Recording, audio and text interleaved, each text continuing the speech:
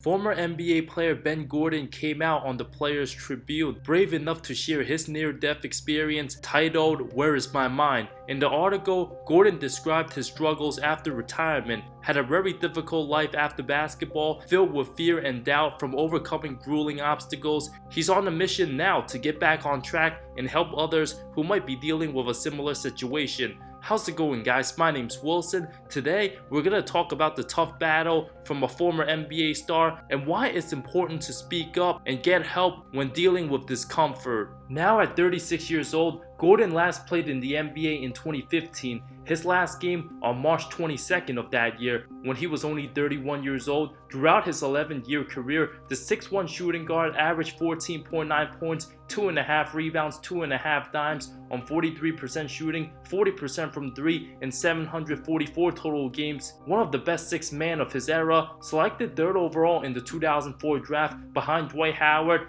and former college teammate Emeka Okafor. Gordon had one of the most successful collegiate careers, played 3 seasons at UConn, won a national championship in 2004. Viewed as a natural scorer and ability to excel in clutch situations with excellent range, Gordon drew many comparisons to former Pistons legend Joe Dumars, made an immediate impact as a rookie, averaged 15 a game in 2005, led the Bulls back to the playoffs for the first time since the Michael Jordan era. Gordon was an assassin on the court in crunch time, was Mr. Fourth Quarter, known for destroying teams like the Knicks in his early days, shined brightest at Madison Square Garden, hitting multiple game winners throughout his career. Gordon won Sixth Man of the Year, the first and only rookie to do so, finished second in Rookie of the Year behind Emeka Okafor, took the eventual champion Heat to 6 games in his second season in 06, averaged 21 that series, would go on to have his best statistical season in 2007, averaged 21.4 points, over 41% from 3, swept the defending champs in the first round of the playoffs,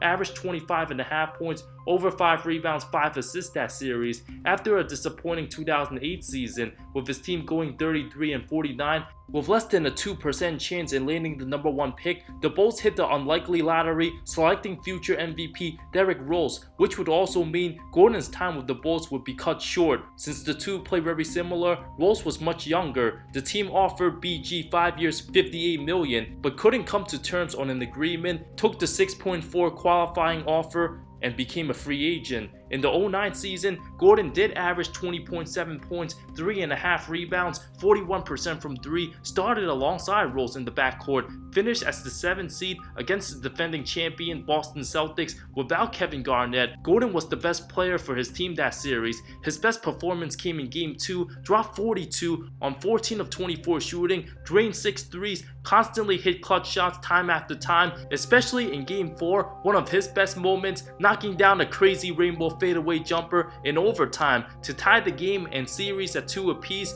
Gordon averaged 24.3 points in the 7-game defeat, was at the height of his basketball powers at 26 years old. Unfortunately, that was his last season with the Bulls, would sign with the Pistons in free agency for 5 years between $55 to $60 million. Unfortunately, Gordon never became the same player again, playing for an awful team, never won more than 30 games in each of his 3 seasons with Detroit, saw less playing time, fell off drastically, had a 45-point game on March 21st, 2012, tying the NBA record for most threes without a miss, drained 9 of them. As one of his final farewell great performances, the former Sixth Man of the Year made stops with Charlotte in 2012, Orlando in 2014, Golden State in 2015, but was waived before the season. Last played in the G League with the Texas Legends. His NBA career felt like it ended in the blink of an eye, viewed as one of the most forgotten players of the 2000s.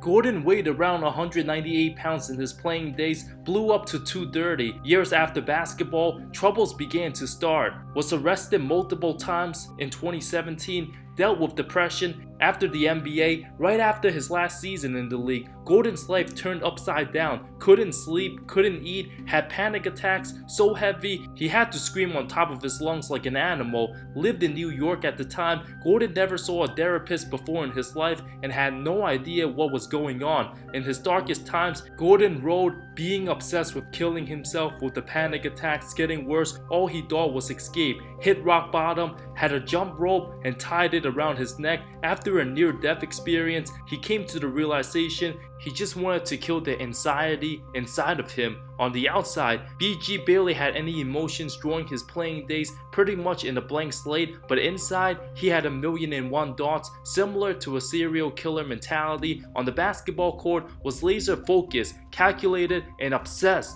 His thoughts was to destroy his opponents. The morning before a game, Gordon envisioned the entire 48 minutes of the game, the tip-offs, the timeouts in his head, thinking about every made shot inside with a blank expression on the outside, lived with that mentality for 30 plus years. Then towards the end of his career, after spending most of his time on the bench, Gordon had a lot of anger, pain, fear, and regret, had a hard time processing and responding to it. Suffering badly on the inside, Gordon lost motivation without basketball, didn't care about cutting his hair or shaving at all, and didn't care about anything except the thoughts inside his head, didn't even know what he was experiencing had a name. The delusions turned into full-on panic attacks. His mind raced, it felt like God was talking to him. Gordon freaked out multiple times after pulling a fire alarm in his apartment complex, forcing the LAPD and LA City Fire to race the scene. Realized there was no fire. Gordon was arrested for falsely activating the alarm, was later hospitalized for a psychiatrist evaluation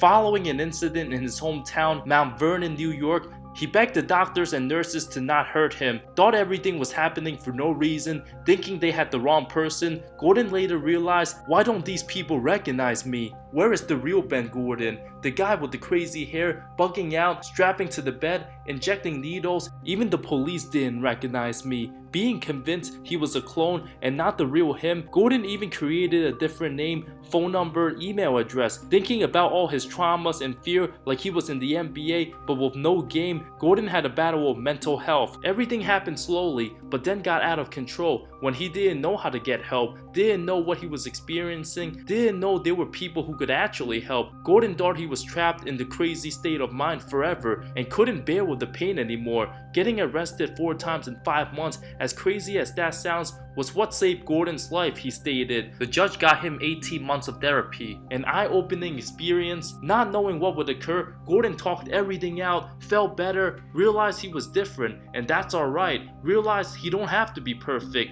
was finally at peace and acceptance of himself, learned more about himself. The dramatic experiences stated in the second sentence of his story. His darkest times, being up on the roof at 4 in the morning, looking over the ledge, thinking to himself. Gordon ends his powerful story with a simple truth. Mental illness touches everybody, every community, every person. Either you or somebody you love is going to be touched by it at some point. I hope this story helps somebody out there. If you're effing with this story, don't do what I did. Get some help, because you're not crazy, dog. You're not damaged. You're just human like the rest of us. Gordon feels empowered sharing his story with a sense of renewed personal strength, opening his experiences and what he learned about the human mind and body when it's stressed. Gordon also wants to do a documentary where he's talking about his demons, help others, encourages people to ask for help. Came a long way, returned to calmness, finally at peace with his basketball career. Now Gordon works out and trains for those who ask for help, and happy to share his knowledge, speaking out, seeking help. In case you guys haven't read it yet, I attached the link on the description below. Absolutely worth the time to read. With the struggles somebody might be going through on the daily basis, it is very important to ask for help and know that you're not alone. For the people watching this video,